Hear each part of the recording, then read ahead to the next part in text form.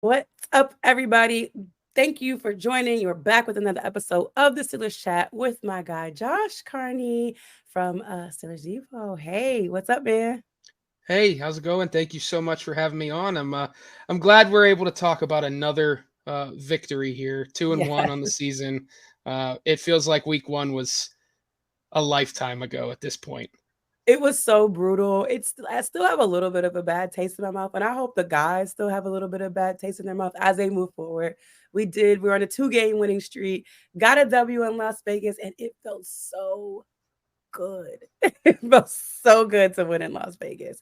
I kind of want to play there Yeah, every year. I tell you what, I mean the way the fan base traveled, they might as well play there every year. That was a home away from home. I mean, I know we've seen in years past how it's looked in Los Angeles when they've played at the Chargers, when they had the soccer stadium, how it was all Steelers fans, but that was genuinely remarkable to see.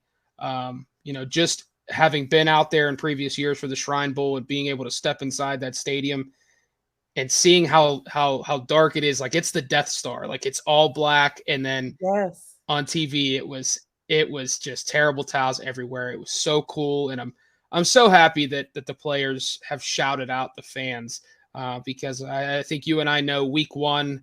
The Steelers kind of got a taste of their own medicine with so many 49ers fans at Acrisure Stadium, but the last 2 weeks, Steeler Nation has shown up in a big way, and I'm glad that the fans are being acknowledged by the players. Yes. I'm big on it. I will say something, and I just hope and pray that when they come back home a week for their next home game against Baltimore in October, these fans show that love. I hope they gotten the message that they need you and they need you to participate. It will be a rivalry game. It will be against Baltimore. So I know the Baltimore fans travel too. Now they will take that Yes, trip.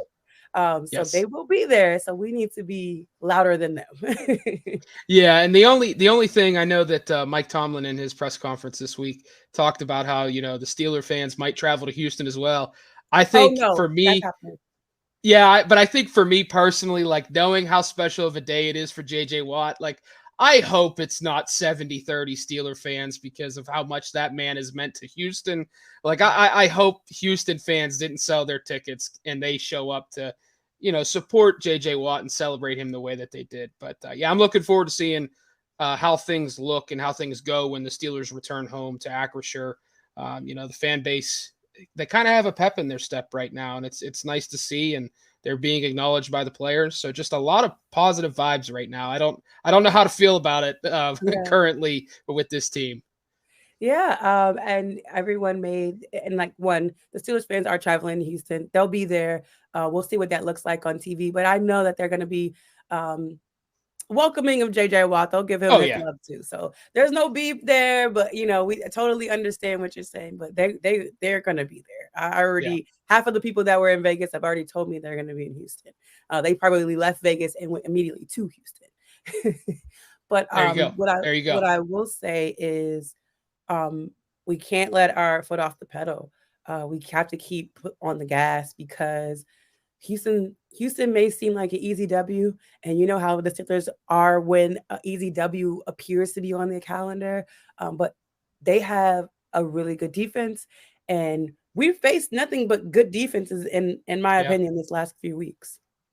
Yeah, every week, and this is a similar defense that they've faced. Week one against San Francisco. I know that scares some Mhm. people, but D'Amico Ryans was the DC in San Francisco for a few years before he came to Houston. Brought the same system over.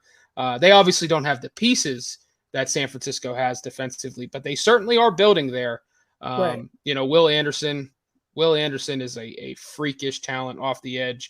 Jalen Petrie is a guy I wanted the Steelers to get their hands on when he came out of Baylor. He's just a perfect safety that moves around, does a lot of stuff in the box, in the slot. It's a good defense. They don't have a lot of big names currently, Right. but I think they're giving up a lot of completions, but they're not giving up a lot of yards in the passing game. And I think the one area Pittsburgh is going to have to really win this week is in the red zone. Houston has allowed the most touchdown passes in the league, tied with Denver. Or excuse me, the most rushing touchdowns in the league, tied with Denver, which is absolutely shocking. Considering how high Denver went up this week after that Miami game. But Yeah, man, they should be at the top after getting yeah, 70 scored on them. that's what I thought. I mean, how many touchdowns did the Dolphins running backs have on Sunday? I thought Denver surely would have been in the lead, but there's Houston right there. But it's going to come down to the red zone. I mean, you cannot leave opportunities out on the field. You're not going to beat this team with field goals. It's a tough test. Look at how Jacksonville struggled last week with a very good quarterback in Trevor Lawrence.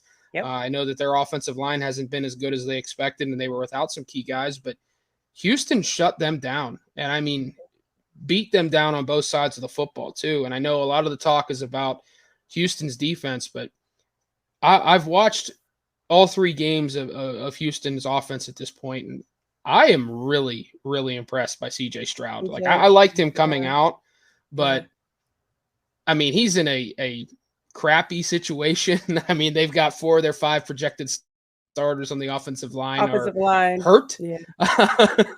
So, but he's honestly, he's looked so good these first 3 games. I mean, the Baltimore game, a lot of it was check downs, quick throws, but against the Colts and the Jags, he has looked very good, throwing with good anticipation. His touch is pinpoint.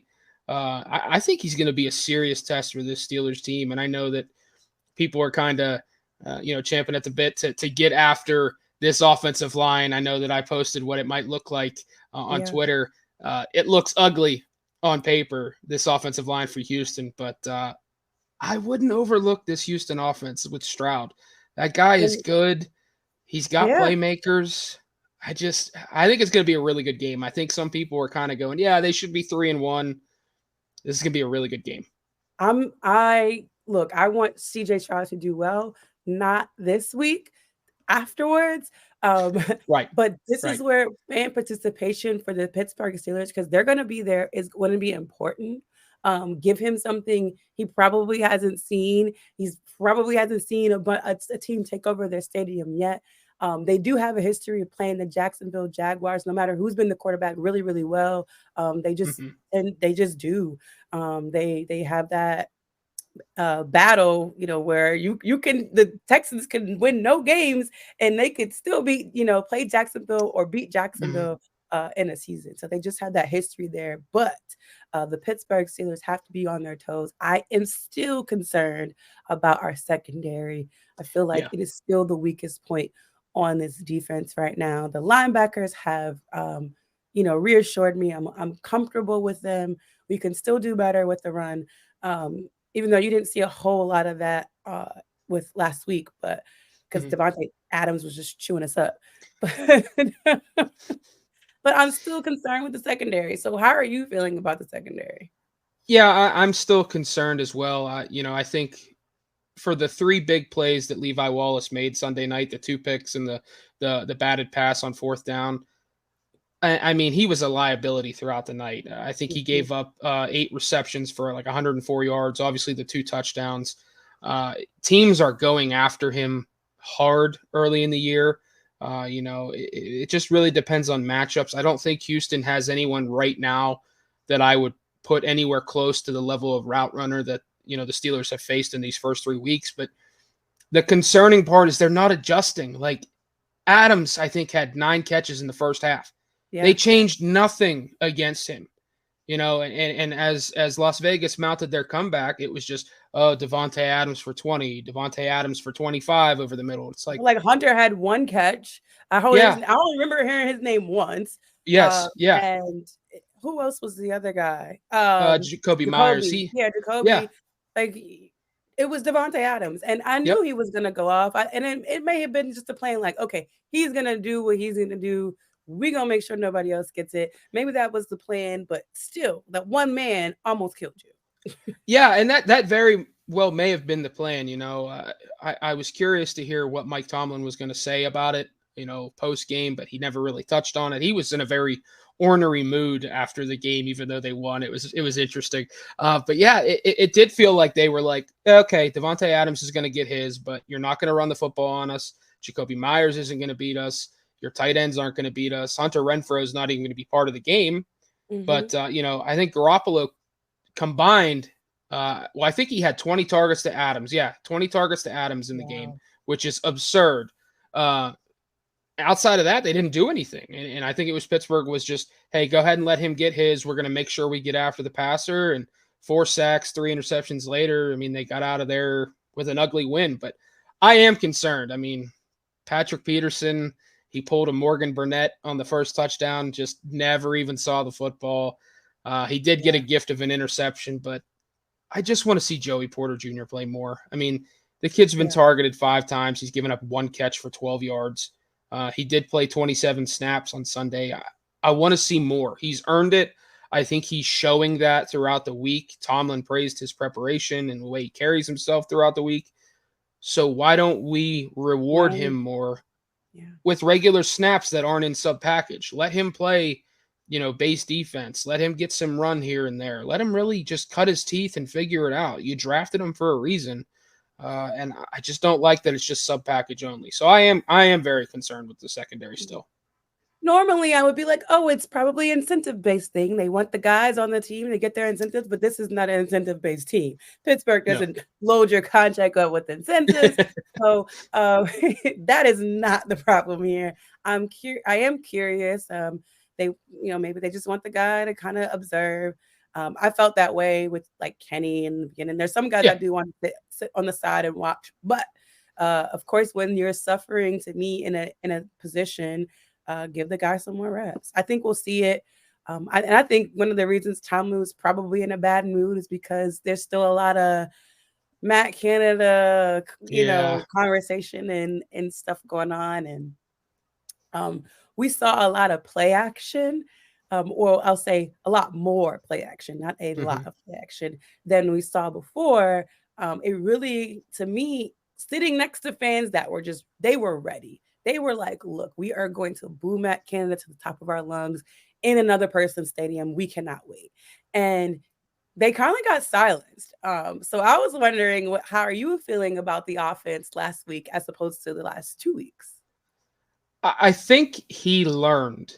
And Mhm. I think obviously that report that came out before the game was rather silly. I like Jordan Schultz. I think he's good at what he does, but coming out and saying that they are elevating Matt Canada into what role? He was already in a prominent role, and I think Right. you heard that get shut down by Tomlin and Kenny Pickett in the last 2 days. But I think he learned from the first 2 games of, okay, this works, this doesn't. This is what Kenny's comfortable in. This is what he's not so comfortable in. And I don't want to say he kept it simple on Sunday because they were very diverse and very, changing up looks and keeping the defense off balance. But I think the playbook was smaller in that Mhm. sense. And it worked. I mean, I absolutely loved seeing the commitment to the run game. Like, Yeah. you invested in this offensive line and talked all off season. What did we hear all off season from this team? Bully ball. Yeah. We want to run the football. First two Bully weeks, ball was a they thing. were the bullied instead of the bullies. And then I think this week they came out and they said, we're going to run the ball. Even if it doesn't work at times, we're going to stick to it. And, I think that they were able to build everything else off of that. And I really think he learned with the play action of like, okay, Kenny's pretty darn good at this. Like, he's Yeah. pretty darn good at the play action fake, turning his back to the defense, turning around and finding the open receiver. And, I think Kenny did a good job too of not overthinking. Like, I think he came into this game a little unsure of himself. And Sunday night, I saw a quarterback that was just out there cutting it loose, playing football, Having not confidence. overthinking it. Yeah. Yes, and that's Having that's a huge thing. And when you don't have confidence, whether it's in yourself or in the play call, you're doomed right from the start. yeah. But it's just there's still so much progress that needs made with this offense. I want to get to a point where we are no longer like, oh wow, they were successful on play action. Like, this is fantastic. I want it to be normal. I don't want it to be, you know, did you see that 17-yard Najee Harris run? Like, look at Yeah. that. It was an Yeah. explosive play. I want it to be normal, and Right.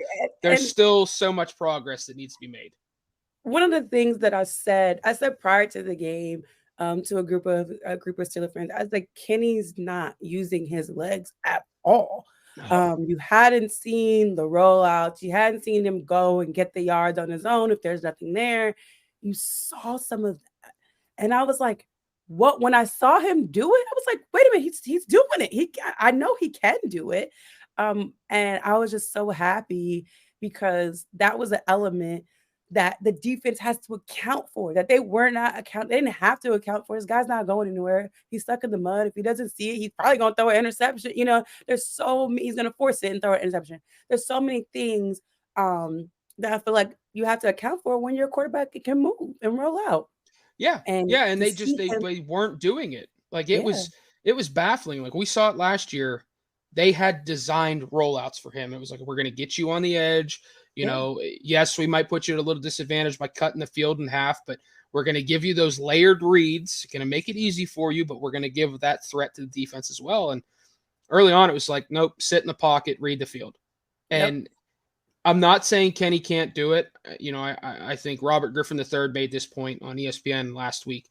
They're asking him to do an initial half field read pre-snap, and he's not able to get those answers in that half field read because of the scheme.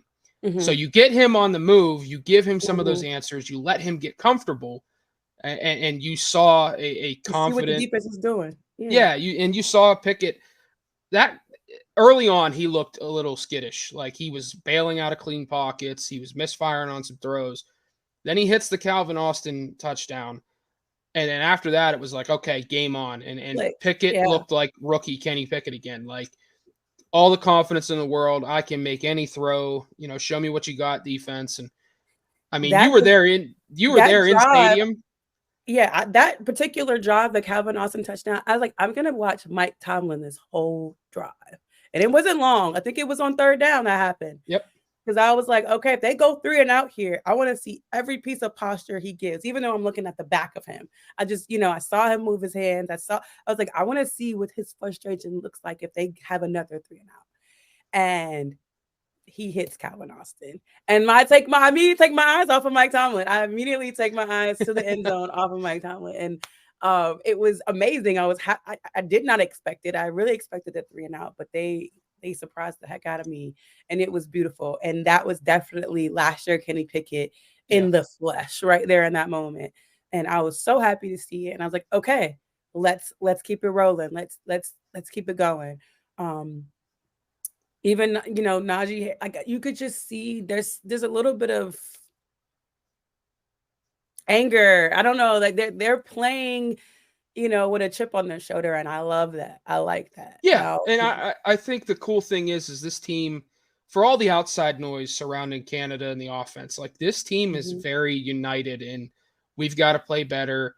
We know it's our execution style. And, some of that can just be player talk, and they're not going to be completely 100% truthful with the media or anything like that. But it's a united message. And that to me is very encouraging. And mhm. you're seeing that anger, the way that these guys run. Like Najee Harris and Jalen Warren, for all the silly debate about who's better, who blah, blah, blah, those two Mhm. fit exactly what Pittsburgh Steelers football is on Yes. offense, at least I has love always it. historically been. Like I they are love going to it. hit you in the face. They're not going to go down easily. And I think that rubs off. And I They're hope to gonna see run at more of you. that. Yeah. Yeah, I They're really hope going to to see run at more of it. Like, I don't care if they're not ripping off 4 or 5 yards a run. Like, I know everybody gets caught up in they only had 3.4 yards per carry on Sunday. Yeah, oh, there's another 2 yarder. There's another 2 yarder. I'm like, you guys, you have to add this into your tools. Like, it has to Yep. be a part of it. You saw us. We won 11 games in a row. We had no run game, and everyone was able to defend it. Everyone Yep. was able to defend it. Like we, like what were we doing? So having the run game in there, and then you never know. Adding Jalen to the pass game, Yeah. adding both of them to the pass game, it just turns his team up a notch. And the one guy that hasn't touched the ball yet, which I feel he's not going to touch the ball until a little bit later in the season, maybe against Baltimore, Darnell Washington. Yep. I don't Yeah. see it. I know he's a little frustrated. If I could just talk to you, Darnell, please don't be frustrated. Yeah. Please don't be frustrated. Just give me a few more weeks. You are like a secret weapon in the pass game. Just Mhm. just wait. It's coming. I promise you. I think the great thing too is he's obviously taken to his role quite well. Mhm. He's that inline blocking tight end in 12 personnel. And if you watch the Pat Fryermuth touchdown, who is the most excited on the field? It was I Darnell. know. Like Yeah. you see that 6'7" figure leaping in the air, sprinting Yeah. to Pat. so excited for the thing. I know he wants the ball in the passing game. I think we all want to see him stretching the field in the passing game. But right now, he is dominating as that Yeah. inline blocking tight end, staying in, extra protection. He's been quite an addition to this offense. I know that the success hasn't quite been there from the team in 12 personnel when running the football, but I mean, Darnell's a guy every week. It feels like when we're watching the tape post game, he is burying guys. And Yeah. when he gets his opportunity in the pass game, look out, because there's going to be a It's lot of pent up coming. frustration, Mm-hmm. and Oh he's going yeah. to put somebody He's on a gonna highlight run. reel. He's gonna run somebody over. Do you Yes. understand? It is. It really is. Like there was a moment where I saw him come off the field and he like took his gloves off and he puts them on the ground and I'm like, is he angry? Is he mad? And he comes off and I was like, is he gonna come back in? Like I was just nervous because I just reading the body language. He was not happy, but I don't know what he wasn't happy about, obviously. And Yeah. then I think the next play he ends up going back in. I was like, okay, good. I'm like, can we try to give him the ball or something? Because I I just want to don't see want him the pissed red off. zone. Like, put him in the red zone. You have so many You issues got to down get there. there. How do you not put a power forward Yeah. down there and say, "Hey, go up and get the rebound for me"? Like, Yep. Yeah. who's covering him? That's my question. Like, granted, like you said, they have to get there, but Yeah. They were when you're there. That down that there, 49ers game, he was back there. I'm like, Darnell. I Can't when even they make his split way. him out, I was like, "Here comes the fade," and then I think they threw it to Pat, and it was like, "Okay, I get it. Maybe he's a little bit of a decoy," but man, when they get Darnell involved, look out. Like, look Yeah. out. He's going to add so much. And for all the issues with this offense right now, who has the two longest passing touchdowns in the NFL Ooh, can right you now? The Pittsburgh Steelers. the So Pittsburgh it's Steelers? like, Yay. yeah, Yeah, I so mean, it's like, look, that's what it's I'm saying. there. They haven't gotten the red zone. They've been lucky to have two really, really long touchdowns, one from Yeah. Calvin and one from George. So I'm pretty happy about that. But I'm gonna get your prediction for this week's game. We'll go ahead Uh-oh. and wrap this up, man. I love talking to you. I love talking to you about Pittsburgh Steelers football. So of course I gotta have you back on, but we're gonna go ahead into this week and tell me what you think is gonna happen this week in Houston. I think it's going to be another ugly game. I think, we just, we have to get used to that with this team. Like, they're Mhm. not going to win easy games. Like, I remember I sent a message to my colleague, Alex Kazor, when they went up 23-7 against the Raiders. And then the Raiders came back. It's like, they never make it easy. They just Yes, don't. So you I can't see get this out of there. being, I see this one being like 21-17 Steelers. I think they might get up and have a 2-score lead and then kind of just, hey, we're going to run the ball, play some defense here. We kind of got this one in the bag. And I think it's definitely a Steelers win. Mike Tomlin is 22-4 against rookie quarterbacks. I Mm. don't see that changing Sunday. And like I said earlier, I do kind of fear for CJ Stroud's health a little bit going against this defensive front with the potential offensive line he could be playing behind on Sunday. So yeah, We get to see Kendrick 21-17 Green. Steelers. Hi, Yeah, Ken. yeah. I We get to be I really reunited with Kendrick Green. I really wish Cameron Hayward was healthy for this game because that's a matchup when that trade was made that I really wanted to see. But feels like Kendrick's getting off a little easy with no Cam Hayward. But yeah, 21-17 Steelers for me. They Hey, moved to Linden 3-1 and has come in and definitely shown us some things now. oh Uh, yeah. I can't wait to see what that kid does. He got his first sack this past week, so extremely excited about that kid. Mhm. And another thing I wanted to highlight was I am worried about CJ Stroud's health, and I don't want this league to start making Minka Fitzpatrick the bad guy. So lay off of him, would you? Yeah. Like the guy getting the penalties unnecessary, but I don't want this rep to even be a thing for him. He's not a dirty player, so let's not treat him as such. But I do have Houston losing to the Pittsburgh Steelers, and that pass rush is going to be phenomenal. And the fact that we can rest Alex and we can rest TJ, and we can bring a Marcus Golden in, and we can bring those guys and a Nick Herbig in to make plays. mm, they're in trouble. They Yeah, are in I will trouble. say my bold prediction for this game individually, Nick Herbig gets his first sack in the NFL. It's I love happening. it. So I'm feeling there that. we I'm are. feeling that as well, man. Well, tell everybody where they can find you online and catch some of your awesome articles that you're writing. Yeah, so you can find me on Twitter, X, whatever you want to call it, at by Josh Carney. And I am writing at Steelers Depot. We have a busy week coming up. You can find our game predictions there. Any news and info you want from Steelers coming out of the Raiders game or looking ahead to the Texans game. But love being a part of that crew over there. You had Alex on last week. Yes. We're rolling right along. So yeah, check out Steelers Depot when you got a chance. I feel like I'm like an unofficial Steelers Depot person. Like I love you Pretty guys. I much. love everything you're doing over there. So you always got my love and support. Thank you Well, so thank much, you. man, Josh, for joining me today. Absolutely. Thank you for having me on. No problem.